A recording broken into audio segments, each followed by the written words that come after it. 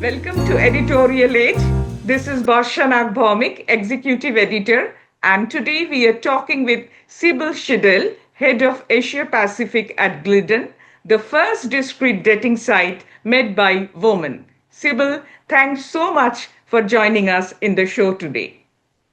No, thank you for having me. It's always a pleasure to speak to you. So I'm honored. I'm very glad I can be here with you and be interviewed by you. Thank you so much. With Valentine's Day, there's a lot of curiosity around love, extramarital relationships, and technology. Sybil, let's start there. So my first question to you, how has the meaning of love has changed in the recent years? Okay, so I guess the meaning of love itself hasn't changed much as far as like the romantic idea of love actually become even more romanticized because of movies, TV series, books. So love is actually even more of a myth of something, ideal and perfect, and this heart-shaped bubble that everybody wants to have in their life. So when something becomes so perfect, so idealized, it gets harder to, to become real, because dream and reality, they clash. So probably love has gotten more complicated, but just because we supercharge it of a series of expectations, they're like harder and harder to get with a current lifestyle that we all have, work, family, juggling between things. So having this Charlotte Bronte kind of love is not that simple, because it's life. It's way more practical and way more ugly, I would say, than books and movies and whatever. So I guess the secret for having love in your life is like, think about a realistic kind of love, a realistic kind of relationship, which is not all high, but is like you have to be comfortable with lows, but most of the time you have to be comfortable with medium, with a plateau. So I guess when people will stop idealizing love and wanting something that is like exists only in movies, they will be very, very much content with the real love, with what love itself is: respect, is trust, is companionship, is fun. This is what love is about. So why are more people turning to extramarital apps? So I guess the simplest answer is because they are there. Before we didn't have apps, now we do. And we are getting more and more and more technological. We are getting more and more digitally accustomed to do things with the internet. That is kind of became natural to go on apps also to look for this kind of relationship. Before, you were looking for them, if you were looking for them, or you would stumble upon, a person that you like in your daily life, at work, at the gym, at the boot club, wherever. Now we are spending more and more time on our phones. And so there you go. It's kind of natural to rely on apps also for meetings, for encounters. So us, the users seeking affairs or a connection? I guess it depends very much on the individual case, because not everybody wants the same thing. So I think that everything starts with yourself, and with your partner. So nothing is set in stone in life, especially ourselves. We are not the same. We change every day. We evolve every day. We become something different every day with what happened in our lives. So I don't know, a life change, another job, another circle of friends, whatever. So most of the time when you are with somebody, that person is not always ready to accept your change, because it's like, sometimes partner grow together, they evolve together hand in hand. Other times they don't, and it's not because there is any malice or any something done out of spite or whatever. It's just like life. And sometimes it's like, I don't like this person that is with me anymore, or I am different and I don't how would you say, click anymore with the person that is beside me. So I feel that I want to meet somebody else. I want to discover somebody new. And I would say that most of the time infidelity doesn't start as out of malice against. It's not that I'm going around say, okay, I want to be unfaithful to my partner now. Now I'm going to look for a lover. Yeah, there are cases, of course, that start like that, but they are very, very few. Most of the time, it's just like, I want to meet somebody else that is more aligned with what I am now. And it doesn't mean that I want to meet a lover. I want to meet connection. So yes, as you said at the beginning, I think that every starts with connection, and that connection can evolve into some more like deep kind of relationship, and eventually can become an infidelity. But I think that we crave for connections. We need connection.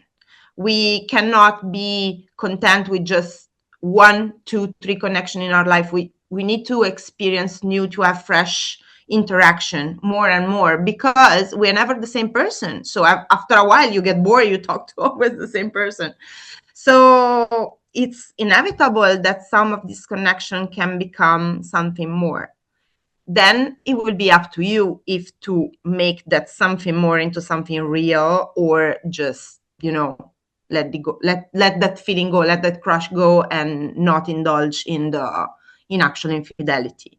But yeah, connection is something that we all need and we all look for, even if we don't realize. But it's part of human nature, I guess, to seek for connection, seek for meaningful interaction with the people that surround us. So, what does your data reveal? Who are joining Gleeden? Who is joining Gleeden? So Gleeden he was born as an extramarital dating website. So it was created for people in a long-term relationship or married who wanted to, look for a fling or a crush or just virtual dating outside their marriage. However, what we discovered with the year passing by is that we are having more and more single people actually subscribing to Gleeden, which can be also separated or divorced or just single people, because what we offer is a discrete platform that, unlike other dating app, is not like a photo catalog where you can see the face of everybody in plain sight. Is very much discreet. We don't have mandatory profile picture. Every start with conversation. So, sometimes you don't want everybody to know that you're dating, even if you're single. Maybe you're freshly single, or maybe you went through an ugly divorce and you don't want everybody to know that you're dating again. So these are the people that are on Gleeden, people who wants to date in a discreet way for whatever reason. So, and they don't want everybody to know that they're there with their bio, with their face, with their profile, with to feed up gossip or to displease the family. They just want peace and quiet and date in a very safe environment made of high quality people. And that's it. That's who is on Gleeden. So, is monogamy still the normal model, or is it quietly being renegotiated? I would say totally renegotiated. Of course, it's still the majority, the norm model, but I don't think it's going to be for a long time, because people are, again, renegotiating the terms of their engagement with their partner. That doesn't mean that they don't love their partner anymore. They just want more freedom in their relationship. And since infidelity is eventually a bad thing, because you are breaking the trust, you are breaking the love, you are disrespecting the person you are with. Renegotiating the terms of a monogamous relationship can be a way to have a better relationship without resorting to infidelity, without breaking the trust. And what is very surprisingly for us is when last year we ran a study, a comprehensive study with Ipsos in India, to investigate the behavior of Indians toward relationship, marriage, and of course, monogamous relationship and non-monogamous relationship was a topic of this research. So the data that we had from this study were astonishing. Basically, if I remember correctly, like the 69% of the population think that monogamy is unnatural, is being forced on people, is not a natural way of behaving, is something that is constructed. And therefore, the 34%, no, wait, I have the data. If you wait a second, I have the actual number here, which is, okay, there you go. So 35% of responders said that they are currently in a non-monogamous relationship, in an open relationship. And the 26% would love to be. Moreover, 41% of the respondents said that if the partner suggested to open the relationship, they would agree to it immediately. So you see, the mindset is already there. Is like the majority is okay with that, is on board with it. So I think that is gonna be the next relationship model, most likely. Marriage will still be there, committed relationship will still be there, but with some opening, because this way infidelity is gonna become, superfluous, something that is like obsolete. You won't need to cheat anymore. You won't need to to damage your partner, to break his trust or her trust, to hurt the person. This way you can renegotiate the terms along with what the couple is comfortable with, and you will have probably longer lasting relationships that way. So why do marriages feel fragile today? That actually, when I saw the question, it really made me think. Is a really very good question, and I was thinking that probably is because if you think about the institution of marriage, it was like the institution itself.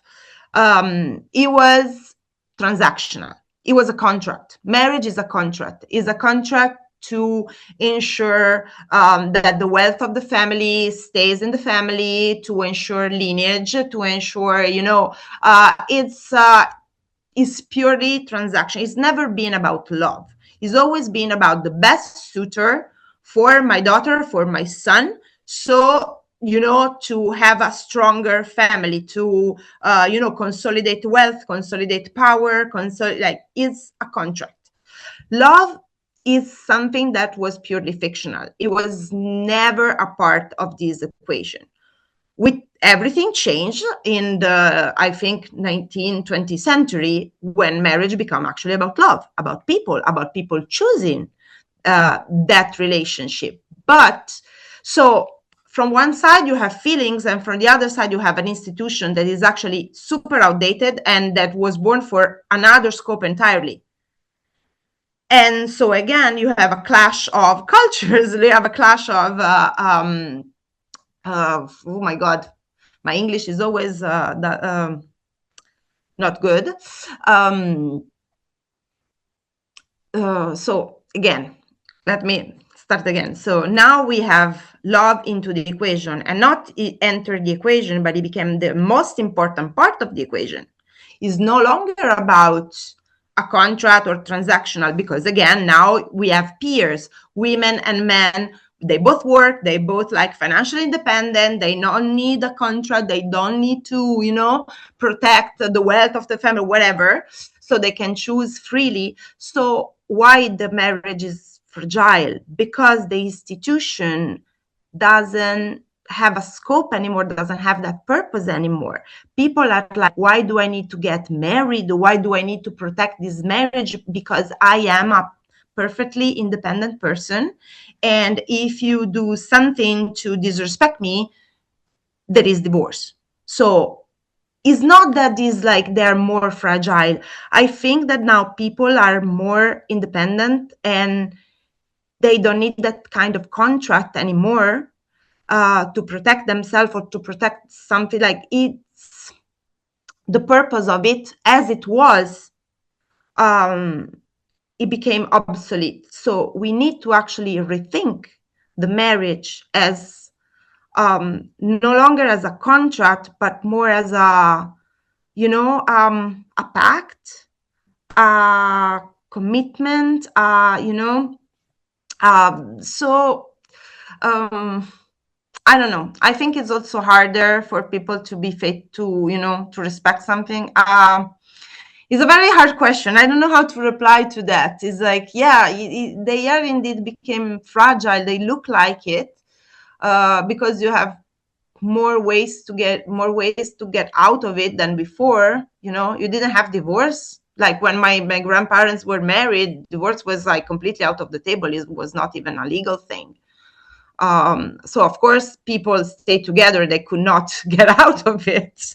So eventually they found a way to navigate. Now you have so many ways to get out of it that you don't feel like to put in the work anymore. It's like it's harder. It's very hard to put the work in something that you are not forced to endure.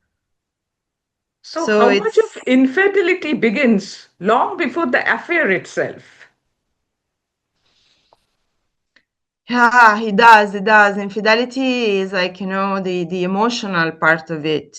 It's like, I guess when you really detach from your partner and you really free yourself from, like, in your mind, you start thinking about yourself as a single person and no longer as a committed or in a relationship person. I guess it starts like there. It never starts with an affair. It never starts with meeting another person. Like, it was already there. The idea is always been there.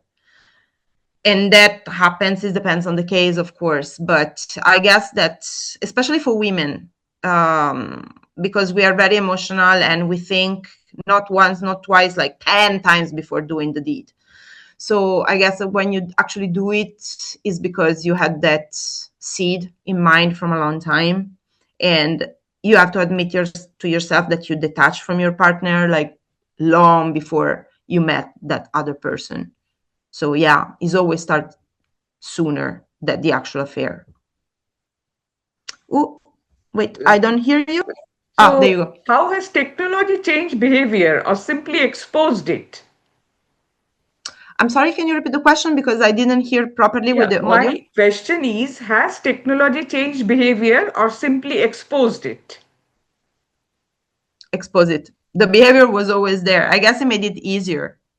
It made it way easier to find temptation, to look for temptation. Social media and is full of, like, beautiful men and beautiful women out there. Like, it's terrible. It's like the temptation are everywhere, and it became so easy with technology to deceive, and also to expand your circle of acquaintances. Before it was just like, it was a friend of a friend of a friend, so eventually the circle was very small. Now you have the whole world. You have the whole world, like, here. So So my it's so easy. So, my last question to you, do extramarital platforms harm marriages or they reveal what's already is broken? It's probably the second one, even though I think that everybody, you know, we should be more honest toward ourselves and with the partner. Communication is key. We say that all the time. You don't need to resort to infidelity. Most of the time you just have to talk and renegotiate the terms of your relationship and don't know, maybe open it, or expand the boundaries, or talk about jealousy. So I guess it's probably they don't break relationship. Technology doesn't break relationship. It's just a tool. A tool if you don't want to do the work. If you don't want to put on the work in your relationship, infidelity has always been a tool, but you have to do the work to, if your marriage, if your relationship is important and is worth saving, you have to do everything that takes to save it, and everything starts with communication. Most of the time partner that they don't speak to each other anymore, and so when you don't speak to your partner, you feel you disconnect, and there you go, everything starts, you're a single person again. Thank you so much, Sybil, for joining us today in the show and sharing the No, thank you insights. so much. It was a pleasure to have you in Editorial Age. Thank you so For me too. much. Thank you so much. Thank you so much. Thank you. Bye bye.